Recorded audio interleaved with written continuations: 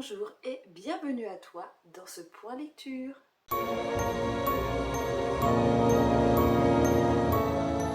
J'espère que tu vas bien. Moi ça va très bien, à part que nous sommes fin juillet et que je suis toujours en pull. Mis à part ça, tout va bien. Alors on va commencer tout de suite par ma première lecture que j'ai envie de te parler, c'est-à-dire La Servante écarlate de Margaret Atwood. Eh bien,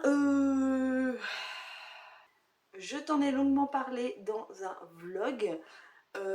Quoi dire de plus? Eh bien, j'ai moyennement apprécié cette lecture car je trouve que c'est extrêmement succinct. Alors, nous sommes dans un monde radicaliste euh, où nous suivons Defray qui est devenue une servante écarlate.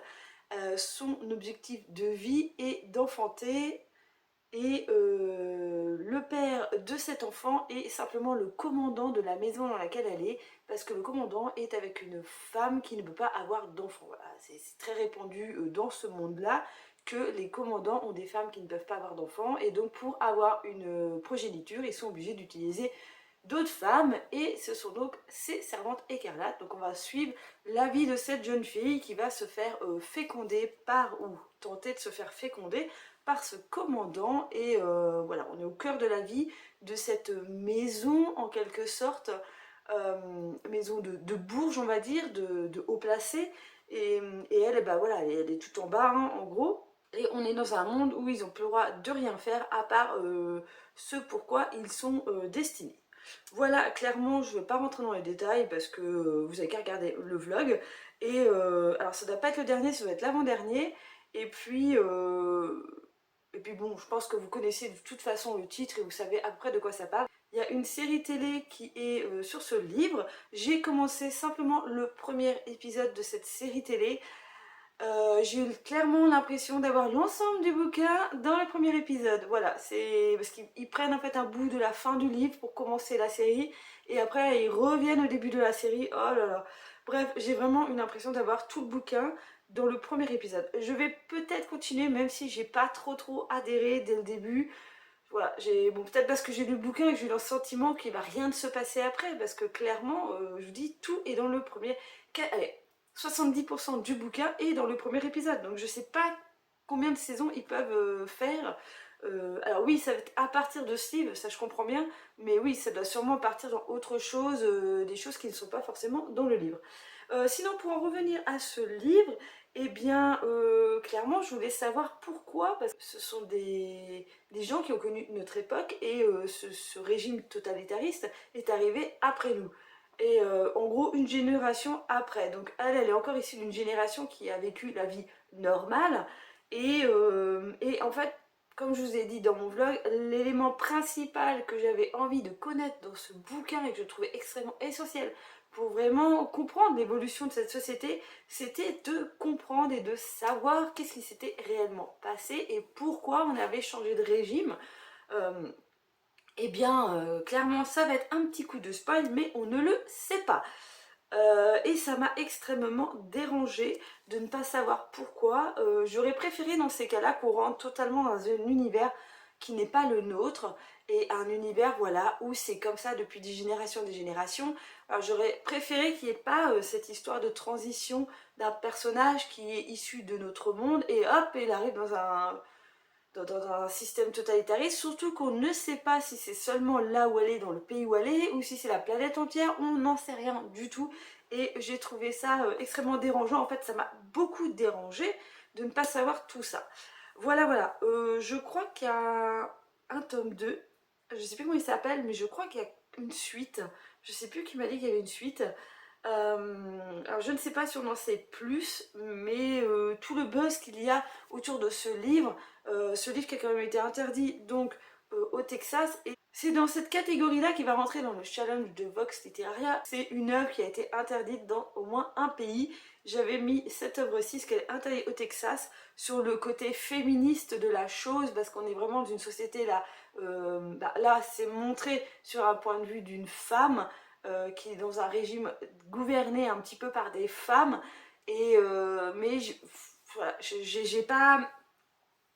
J'ai pas trop compris pourquoi il avait été interdit en le lisant, il n'y a rien de ouf, il se passe pas des trucs entre... Il n'y a pas de trucs sexuels entre des femmes, donc je comprends pas trop pourquoi il a été interdit, mais voilà, j'ai pas été chercher la réelle raison, mais bref, j'ai pas trop compris l'engouement qu'il y avait eu autour de ce livre, parce que voilà, moi je trouve pas qu'il y ait quelque chose... Il y a une base, voilà, c'est vraiment, je trouve qu'il y a une bonne base, mais il manque de l'action dans ce bouquin, quoi. Il y a quasiment pas d'action, quoi. C'est la nana va faire les courses pour la maison, elle revient, le lendemain elle retourne faire les courses pour sa maison. Ok, elle discute un petit peu avec la personne qui l'accompagne parce qu'elles sont obligées d'être par deux pour sortir, tout ça, il se passe des trucs. Ouais, on apprend des choses sur cette société, sur comment elle est dirigée, comment elle est... Alors dirigée à leur niveau, pas au gros niveau, on apprend comment elle est gérée, quoi. Leurs obligations, tout ça, mais c'est tout, ça s'arrête là, et c'est vraiment ce qui m'a manqué dans ce livre. Ensuite, j'ai lu Le Cercle littéraire des amateurs d'épluchures de patates de Marianne Schaeffer et de Annie Barrow. Eh bien, mitigée, totalement mitigée sur cette lecture. Donc là, on parle de, je ne sais plus comment elle s'appelle, mais ce n'est pas bien grave, de Juliette, qui est une écrivaine, qui est un petit peu en perte de sujet pour son prochain livre, et je ne sais plus du tout comment elle en arrive à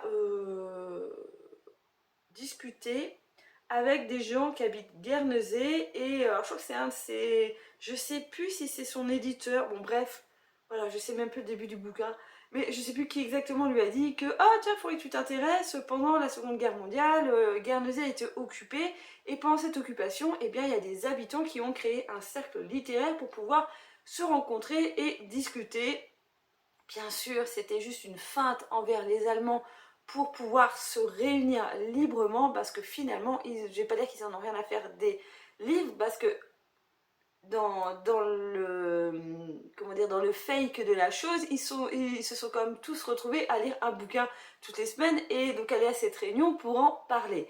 Voilà. Et donc Juliette va communiquer avec ses différents membres fondateurs de ce cercle, et ainsi que différents membres. Elle va se lier d'affection avec certains jusqu'à aller les voir sur leur île. Voilà, c'est écrit de façon épistolaire, donc on est avec de la correspondance. C'est extrêmement sympa à lire, c'est se lit très rapidement. Je trouve que dès le début, il y a beaucoup de personnages. Alors il y en a qui ne reviennent pas très souvent, parce que voilà, elle discute avec son éditeur, elle discute avec une amie, elle discute avec un mec qui essaie de la draguer, elle discute avec... il n'y a pas son ex, je sais plus. Bref, avec les habitants de l'île, il y en a... du cercle, il y en a au moins, on doit être proche d'une dizaine au bout d'un moment. C'est un méli-mélo, qu'on ne sait plus un moment qui est qui. Alors au niveau du cercle, on sait à peu près qui est qui. Mais dans tout son entourage, moi je me suis perdue dès le début. J'aurais dû noter machin et truc muche, voilà. Toute la liste, parce que là je me suis totalement perdue. Et je trouve que cette lecture est typiquement une lecture de plage, parce qu'il ne se passe pas réellement grand chose, ça se lit facilement, voilà, c'est très facile à lire, et ça finit en eau de rose.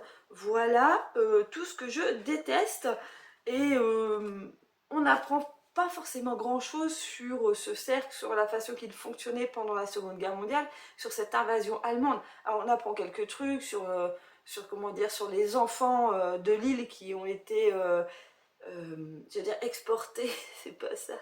C'est pas exterminés non plus, hein, mais qui ont été emmenés en Angleterre pour pouvoir les protéger. Voilà.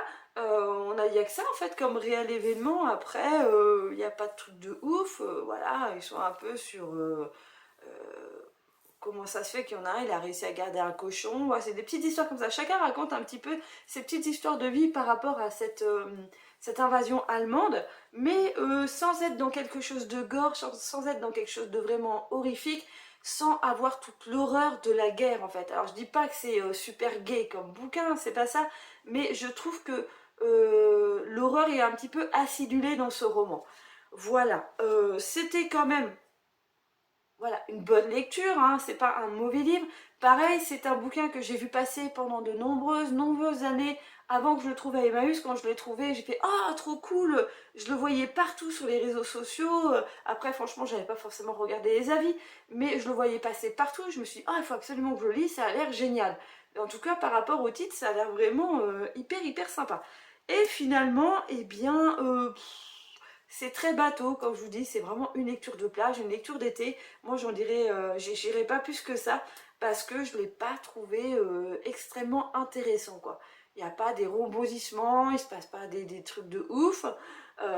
Vraiment, pour résumer, une bonne lecture de plage. Ce livre rentre donc dans la catégorie 5 fruits par jour. Vox m'a dit que je pouvais largement le faire rentrer, c'était pas un problème. J'aurais préféré qu'il nomme la catégorie 5 fruits et légumes par jour parce que je n'ai pas de livre avec un fruit. J'avais fait une liste, de toute façon vous l'avez vu dans la vidéo de préparation de ce challenge avec ma pile à lire. Voilà, j'avais l'intention d'acheter, je crois que c'était bleu comme une orange, je pense qu'un jour je l'achèterai, parce que ça a l'air je crois que c'est une dystopie extrêmement intéressante, c'est de la science-fiction.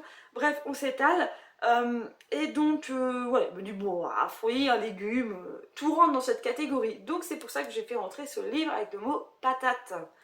Voilà, qui reste une pomme de terre. Donc, une pomme, donc un fruit. Allez hop, c'est rentré.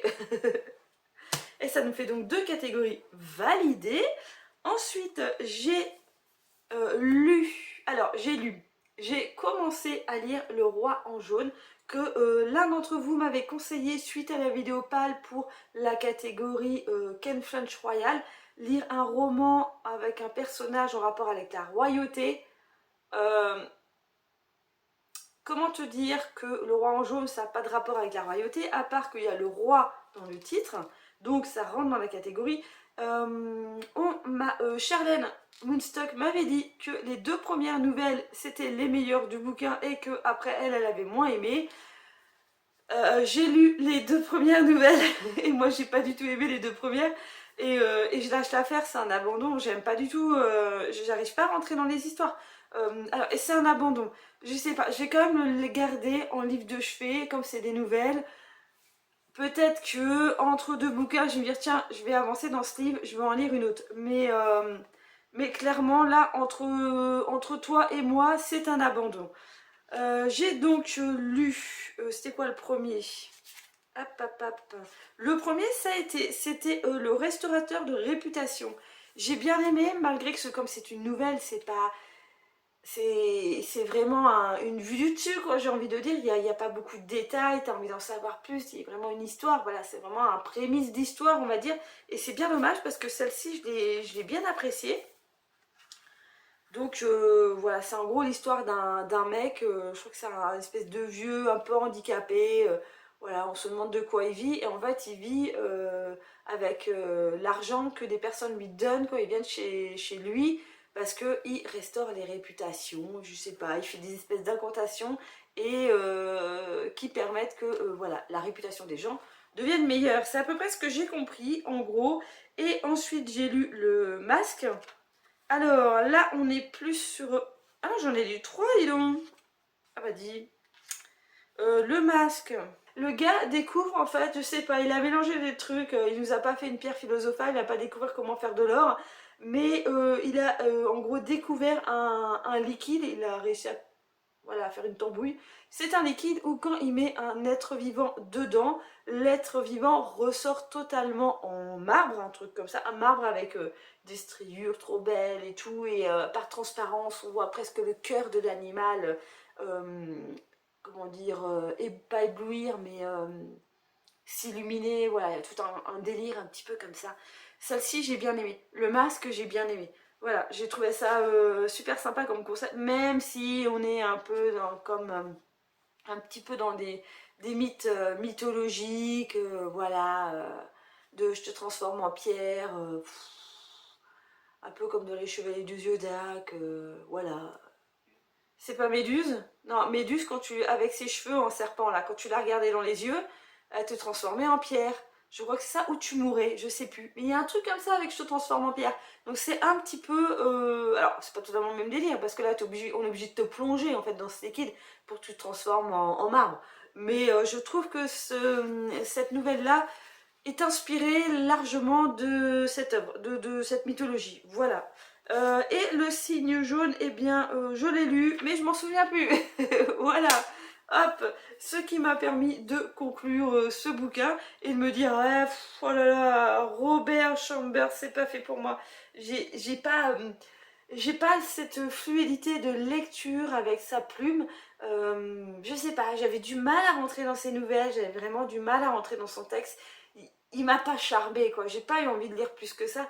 Et voilà, comme je vous dis, je vais quand même le garder en livre de chevet, au cas où j'ai envie quand même de continuer ceci. Mais ça n'a pas été trop ça, hein. Ça reste un abandon. Mais vu que j'ai lu 3 nouvelles dedans, on peut donc lire, vu qu'il fallait lire une œuvre, et qu'une nouvelle c'est une œuvre, donc je valide la catégorie Ken Flunch Royal avec ce roman. Ça nous fait donc 3 catégories de plus de valider. Voilà, voilà. C'était donc le dernier point lecture avant la vidéo finale du bilan du challenge de Vox. Oui, parce qu'on va quand même faire une vidéo pour résumer où on en est, est-ce qu'on a réussi à tout valider ou pas. Voilà, je pense que ce sera la prochaine vidéo sur cette chaîne. J'espère que celle-ci vous a plu. N'hésitez pas à me mettre un petit pouce en l'air si vous avez aimé cette vidéo, à me laisser un commentaire si vous avez des suggestions de livres à lire en rapport avec ceux que je vous ai présentés. Et sinon, comme d'habitude, je vous retrouve pour une prochaine vidéo. Bye bye!